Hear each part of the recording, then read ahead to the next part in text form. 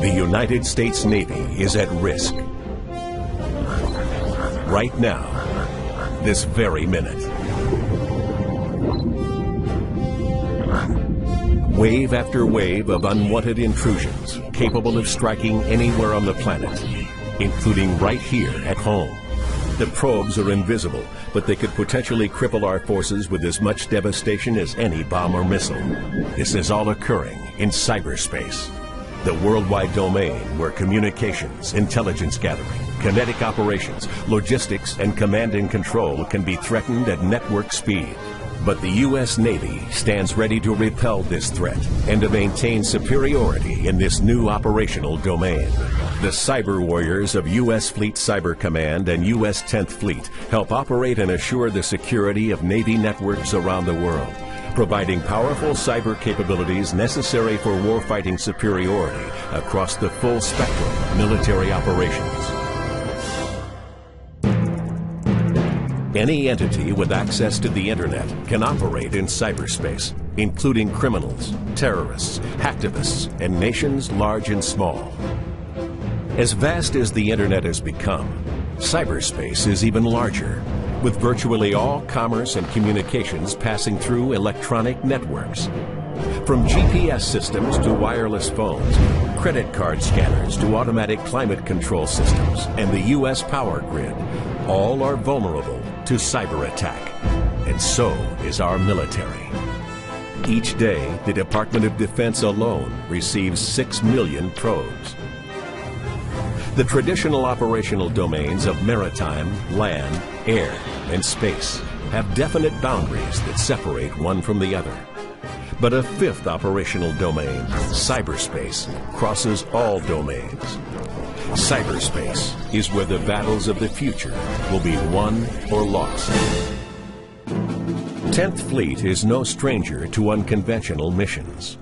In World War II, submarines were the new menace, changing the very conventions of naval combat. 10th Fleet was formed to counter that threat, unifying intelligence and operations in one command for the first time.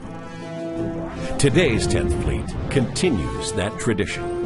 The Chief of Naval Operations established U.S. Fleet Cyber Command and recommissioned U.S. 10th Fleet as the Navy's central operational authority for cyber, electronic warfare, networks, cryptology, signals intelligence, and information operations. This represents a landmark transition in the evolution of naval warfare, bringing information to the forefront of the Navy's 21st century arsenal. Almost every operation on board a naval vessel functions in cyberspace. It is the primary medium for Navy command and control, communications, computer, combat systems, and intelligence capabilities. All these systems must function effectively, even in the face of degradation or outright attack. That's the job of U.S. Fleet Cyber Command and U.S. 10th Fleet. To assure command and control, the Navy must maintain dynamic situational awareness. This is constant and total awareness in real time of the state of our networks and communications capabilities. I'm seeing a drop in capacity centered in the typhoon off Japan. We need to reroute our traffic until we can make sure it's reliable. An extension of dynamic situational awareness is dynamic network defense, the ability to proactively counter intrusions or hostile acts against our networks before they disrupt our operations, and to seamlessly maintain continuity of command and control. Battle Watch, Captain. I'm detecting a large amount of traffic flowing into the 5th Fleet MOC. Sir, our network sensor grid is indicating a malicious signature there as well.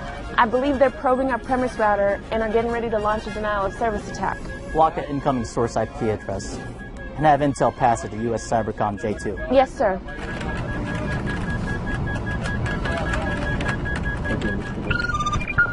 Sir, we got him. Good work. Dynamic network defense and situational awareness are necessary to enable 10th Fleet's third responsibility, full-spectrum cyberspace operations. This refers to a wide range of non-kinetic effects that can be used independently or to complement kinetic actions. Cyberspace operations can be as effective as a bomb or missile, but can be conducted from virtually anywhere on the planet, in real time. The sailors of 10th Fleet are cyber warriors, conducting operations in a critical modern domain. They're a force multiplier for both kinetic and non-kinetic naval operations, delivering timely, mission-critical information and capabilities to our commanders and operating forces worldwide.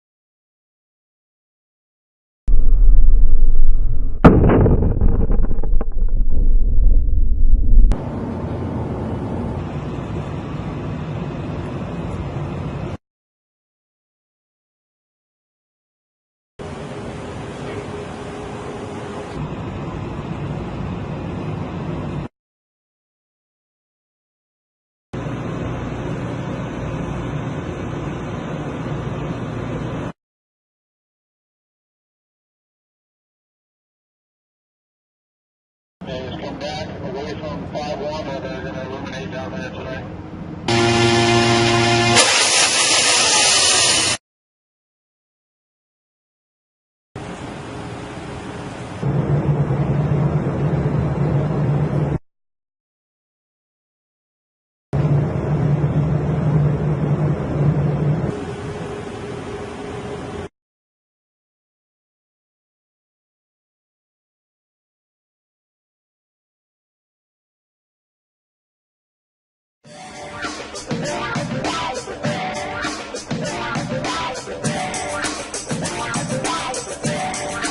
We're actually out here performing flight tests for the F-35C to open up the flight envelope and see what we can learn to get the F-35 ready for carrier evolution, launch, and recovery.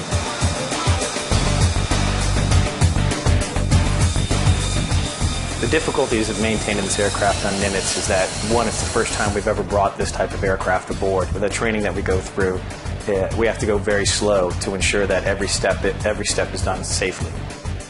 The sailors on the Nimitz were prepared. That we had a small contingent come out to us in Pax River, Maryland, and we provided a small cadre course for the individuals to learn about the F-35, taxiing, towing, learning all the intricacies of the F-35 that no others would see unless they were inside the program. Every moment being on the deck, working on the aircraft, being around, working with the crew, bringing the aircraft up and down on the elevators. I think every day is new challenge, new excitement, and we learn something new every single day, every time we move the aircraft. Every moment we're learning something new about the aircraft and how it interacts with the flight deck crew and the aircraft carrier itself. So it's pretty tough to learn on the fly, but that's what we're doing out there. That's what we've trained for back at Pax River for the past 5 years for the aircraft. And I know everybody had the same feeling with the aircraft when it came in, it touched, it trapped. And then the next day when it launched off, it was still wonderful. It's not every day you get to make history, and we made history with the F-35C for the Navy as a whole.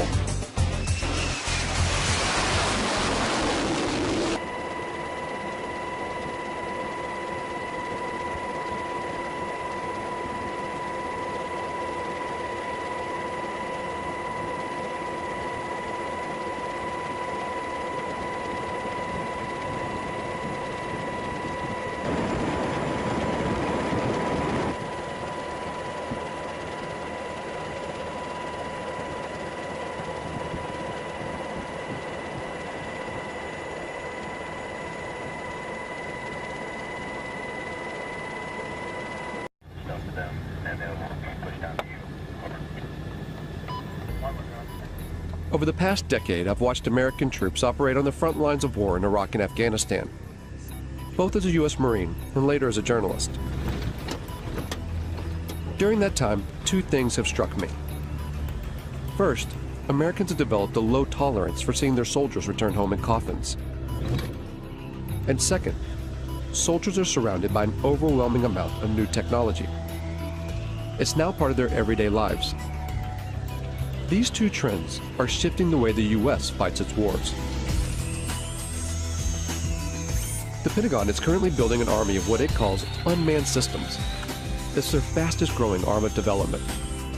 And there's a momentum to create machines with more autonomous capabilities, robots which can take certain decisions themselves. But what will this new era of warfare look like? And do the legal and political structures exist to deal with it? These are big meta changes that are happening in war that we've got to wrap our heads around. So I see this as a very major threat to respect for human rights. What is war going to look like when it's robot versus robot? Who wins that war, and how can you even tell?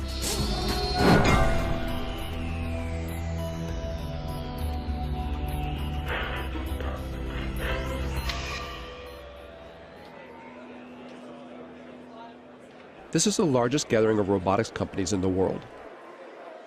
It's organized by AUVSI, the Association of Unmanned Vehicle Systems International. So these are successfully used in operations at the reactors. Hundreds of private corporations and university researchers are here to show off their latest cutting-edge inventions. And so there's things that we can actually pick up with the gripper, use them to defuse a bomb, and then put them back. They're all either selling their products or soliciting funds for their projects. And most of them are targeting a single customer with deep pockets, the U.S. military. This is an annual conference for the robotics industry in Washington, D.C. Years ago, this was a pretty small gathering. This year, there'll be over 7,000 attendees. It's an enormous business here now. It covers everything. You'd be surprised what you could find. Everything from unmanned boat ships, submarines, to armed drone helicopters. And just the air portion of the robotics or unmanned industries this year will be worth $7 billion. In 2009, the U.S. Defense Department earmarked $18 billion over 5 years for the development of unmanned systems. This boom in military robotics comes off the back of the so-called global war on terror. The wars in Iraq and Afghanistan, along with lethal action in Pakistan and Libya, have created a political and strategic space for unmanned robotic systems. It's not a situation where you're in these big, formation operations or fights. You're dealing with very explosive, very spontaneous events. So you need something that's watching all the time and something that's very adaptable to be able to move from one location to another very quickly. The U.S. Air Force is presently training more unmanned systems operators than it's training manned fighter plane and manned bomber plane pilots put together. But that actually makes perfect sense because they're actually buying more unmanned systems than they're buying manned fighter planes or manned bomber planes. The number of drones in use by the U.S. military has surged from a handful in 2001 to over 7,000 today, and the number of ground robots has shot from 0 to 12,000.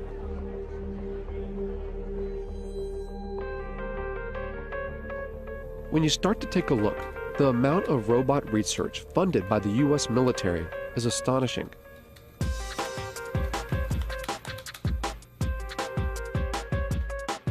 Faultlines put in more than 100 requests and follow-ups to the Pentagon, military contractors, private robotics companies, and university research labs. But gaining access to see how these tax dollars are put into use isn't easy. When we could actually get a response, it was almost always a firm no. After several months of chasing, only a handful agreed to allow us to film.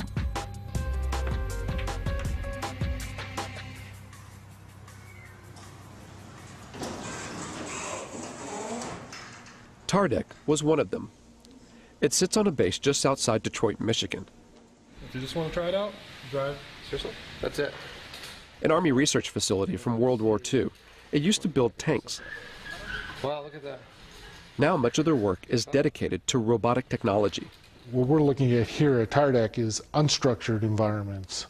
So robots that can move out of the area of very strict programming. So one of the ways of doing that is through teleoperation. So we have, it's not the classic robot, it's somebody actually controlling something. It's not a remote-controlled car because they're doing it through a TV set. All the robots here are collaborations between TARDEC and private companies or university labs, or both. Companies like iRobot in Bedford, Massachusetts.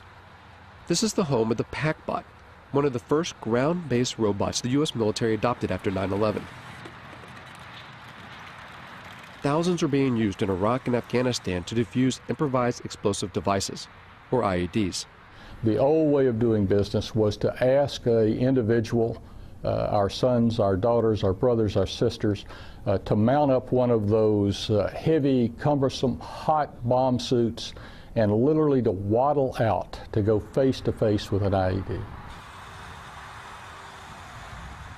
Today, we do that at distance, and we do it virtually via a robot.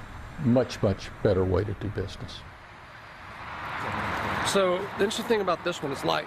It weighs about 5 pounds or so.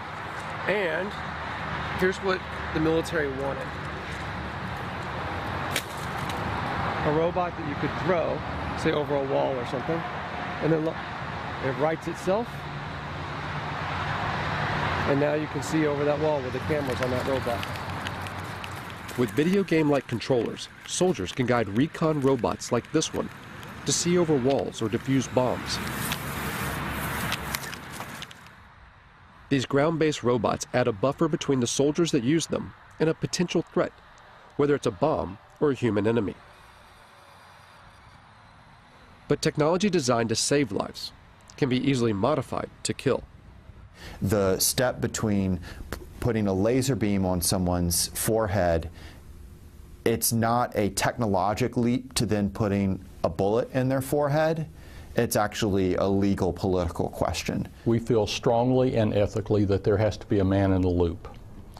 If you look at the history of any military technology, it typically starts in reconnaissance, then becomes frustrated that you see bad happenings but can't deal with them, and it evolves to strike. Really, the technology will happen. It's how we're going to deal with that technology.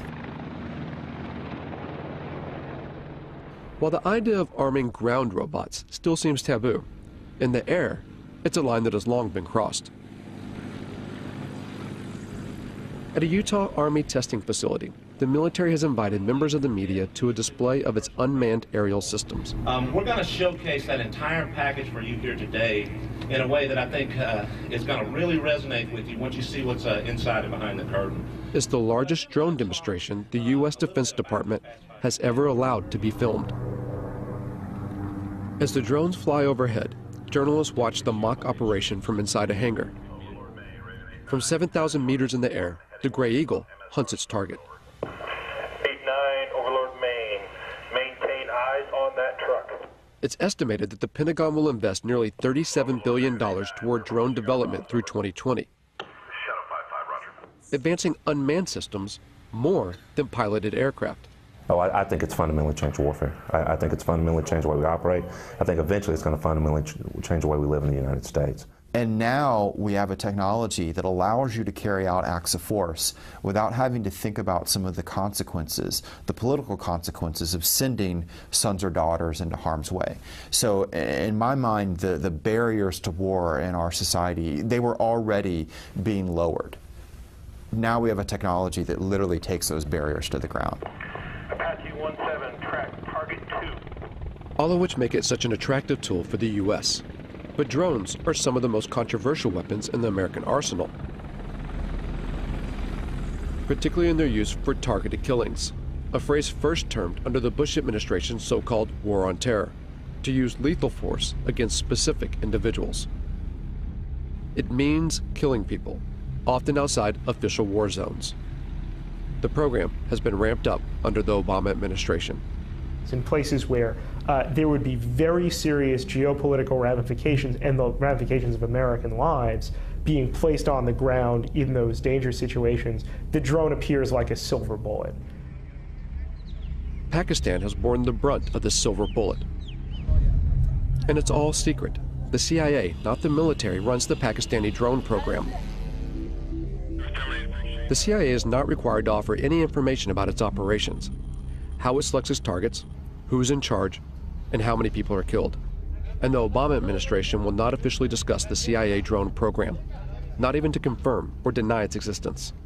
If they can't even say the word, where's the accountability? How could we even know how well this program is working, even if you want to put aside the questions about whether we should be using drones as instruments of war? There's just so little transparency and so much opacity when it comes to this program, when it belongs to the CIA, that some people now think if it belonged to the military, you could at least get more insight into how it works and then debate about whether it should be run this way.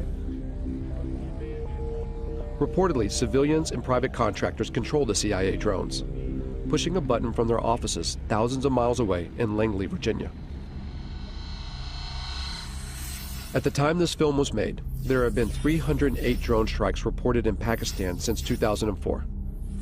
256 of those under President Obama. That figure could be far higher. Over 200 strikes hit the region of Waziristan alone, roughly one attack every 4 days. Conservative estimates put the total number of deaths around 2,900. Of those, over 750 were civilians, including 175 children. And at least 1,100 people have been injured. The CIA and the Obama administration have extended these strikes to Yemen and Somalia, and according to recent U.S. diplomatic cables released by WikiLeaks, the United States is building secret drone bases in places like Ethiopia and the Seychelles, an indication that Washington wants to increase surveillance and strikes in the region. At least a dozen strikes have been carried out in Yemen, one of which in late September killed Anwar al-Awlaki, an American-born imam with alleged ties to al-Qaeda. The willingness to target and kill a U.S. citizen provides just one example of how this secret war often operates beyond recognized legal boundaries. If a intelligence operation carries out an airstrike that goes awry, that accidentally kills civilians, that violates the rules of engagement, there's not a court-martial process set up for that. There is, in my view, at the end of the day, no accountability for what is going on now. Philip Alston spent 6 years studying the legality of the U.S. drone program for the United Nations Human Rights Council. The congressional committees have, as far as anyone knows, never exercised oversight in any specific way in relation to these killings. He says that the American government's justification for the strikes, self-defense in response to 9/11, even now, 10 years later, is a manipulation of the international laws governing conflict. Now, in terms of international law, that represents a fundamental breakdown in what are called the rules on the use of force. It would enable the United States to use force against any target, any country, any time. Following 9/11, Congress passed a resolution called the Authorization for Use of Military Force, or AUMF. It allows the U.S. president to use military force anywhere against people believed to be responsible for 9/11. And when the Obama administration has been asked, what authorities do you possess to go, into Yemen, to go into Somalia, even, outside Afghanistan into Pakistan, for the purposes of attacking people that you say are aligned with al-Qaeda, they use the AUMF. I think the U.S. is certainly risking setting itself up for a significant global backlash against its extension of power extraterritorially. But the bigger problem, of course, is other states saying, well, this is the norm. You do it. Why shouldn't we do it? The UN Human Rights Council has taken no action to further investigate the legality of the U.S. drone program. While the U.S. continues to expand the program, 45 other nations are working on their own drones, many being sold on the open market. In the rush to turn out robotic military systems, who buys these technologies and how they're used has minimal international oversight. In short, the law is not keeping up with the pace of development. Technology doesn't stop, and that's, I think, one thing that people need to realize is that it's accelerating ever faster, not just in the number that we're using it, but how advanced it is. The accelerated pace of development is such that it is inevitable that we are creating machines that are going to be able to do things we cannot currently conceive of them doing. I think if the United States were serious, part of this major program to, if you want to create a word, to robotize its war-making functions, would be to build in various safeguards designed to ensure respect for the laws of war. There has been a mad dash for advancement with very little consideration for how that advancement will play out against human society. And Rita J. King is a futurist who studies the potential dangers that technological advances in robotics and artificial intelligence can bring. Within the United States, you have the military, and then you have, private business, and you have universities. So all these different groups are doing their own research and their own creations at different paces. And eventually there will be more of a coming together of these different aspects of the programming and the creations, and we will cross a line. In a university lab at Virginia Tech, Professor Dennis Hong and his students work on a robotic soccer team. The real thing is, if you want to use these robots outside the lab in real life, doing real work, then without all the skills needed to playing soccer, it won't happen. So it's a really good controlled competition where we can develop all the technologies needed for robots to be used in real life. Virginia Tech's funding comes from a variety of sources. These robots are part of a project sponsored by the National Science Foundation. But they also take on projects financed by the U.S. military.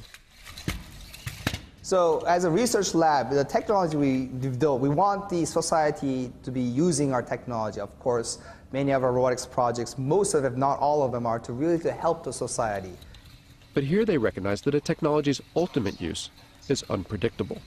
Time to time, as a group, we sit down and discuss about these kind of problems. Mainly, it's very sensitive, especially for when we work on military-funded projects and those kind of things. But many times, we don't have any control once it leaves our hands. However, that's true for any technologies, any science besides robotics as well. It's hard to put a timeline on how fast robots and artificial intelligence will develop. But almost everyone we spoke to seemed to believe that in just a few decades, the robots that will exist in our world will be unrecognizable by today's standards. I think the probability is virtually one, a certainty, that machines will be as intelligent as people, that we will have intelligent robots, that robots will be ubiquitous. So then the consensus of people in the industry is somewhere around 2025, 2030, and even if you were to say, oh, that's optimistic, so maybe it's 2050. Maybe some of us won't be around to see it, perhaps, but it's not that far in the future. It's not 1,000 years. It's not 500 years. It's certainly not never. When people say machines will never be as smart as people, never is a very long time. The robots that we create could, of course, eventually will become much smarter than we are. And because they're smarter than us, we won't be able to conceive of how smart they are. And we'll have no control over that. And I don't think our brains are really equipped to accept the enormity of what that means, because we do find ourselves intelligent now. Science fiction stories have always made predictions about conflict between machines and people. The way to avoid that is for humans to always be at least as intelligent as their machines. While we may not know exactly if or when robots will become as intelligent as humans, at AUVSI, the talk of autonomy, of military robots taking more decisions by themselves, is growing. Work on the next generation of autonomy, maybe before it's really needed, to show where it can go. General Riggs talked about unfair advantage, and I'm in full agreement with him. We want unfair advantage. We want lots of unfair advantage. Why shouldn't we? And unmanned systems, and especially weaponized unmanned systems, clearly provide a huge advantage. So how far will robot autonomy go? And will a robot ever be allowed to make the ultimate decision, to take a human life? Officially, the U.S. military claims there will always be a man in the loop. that a human will always make the decision to kill. But there are signs that this may not always be the case. In 2006, the Army funded a major study to find out if lethal autonomous robots could be programmed to act ethically on the battlefield. There's a long and rich history of war crimes in every war. We try and train our soldiers, and soldiers are instructed in this, but we are human beings. And there is emotions, there's anger, fear, frustration. We don't have to put those in autonomous systems. We can engineer out the emotions that get in the way. Ron Arkin, a professor at Georgia Tech, worked on this study and argues that robots can be more ethical than human soldiers, even in decisions to kill, by programming in what he calls bounded morality. You establish a venue, a region, or a task environment, or a mission under which the system is operating, and you engineer that system to make sure that it acts appropriately under those particular circumstances. Whether it makes that decision what to fire at, when to fire, and who to fire at, that I think is a critical decision that we already sort of ritualize within the military decision process, and we shouldn't relinquish that. There's reasons to deny people their right to life, self-defense, intervening on behalf of another to defend their life. But those are decisions that human agents and moral agents should be making, and not automatic processes. I will never, ever make the claim that these systems will be perfect. But I do make the claim that, I have the belief that these systems can outperform human beings in the battlefield, ultimately from an ethical perspective. We do have a moral responsibility to try to prevent this, and to not invest our time and energy and resources as scientists, as a society, into building a technology that has that kind of capacity to kill people on its own. But for now, there are no signs that research like this will stop. Because there's an assumption that underlies not only Arkin's work, but also the billions spent on defense. The assumption that war will always continue. War is a very cultural thing. It's a kind of a social deliberation instead of a moral deliberation, or a cultural deliberation, if you will. Like, how do we want to fight wars? What is it to be a warrior in this society? And what does this society decide that war is about and is good for? In the past, battles had formal boundaries and ends, where each side had to bury their own.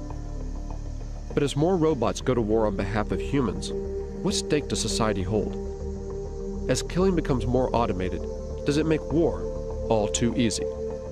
So I think that is a big issue as far as what these technologies are going to do, and making war much easier to become involved in, and really detaching, especially in the United States, the American public from its sense of responsibility and moral and social deliberation that should go into deciding when wars occur. A lot of people say, well, why don't we stop working on this technology? There's a problem, though. You'd have to stop science. It means you'd also have to first stop war and stop capitalism. And there's such a vast amount of money that goes into thinking about defense problems and solving defense problems, that if we turned that time and energy and resources into solving more practical problems, we would actually probably alleviate most of the social and political problems that cause us to have defense and security concerns. And the fact of the matter is that most of the funding that's going into robot research, of course, is to create a better war machine. And to what end? It demonstrates how far we are from the sort of intelligence we need to build robots that can help us instead of hurt us.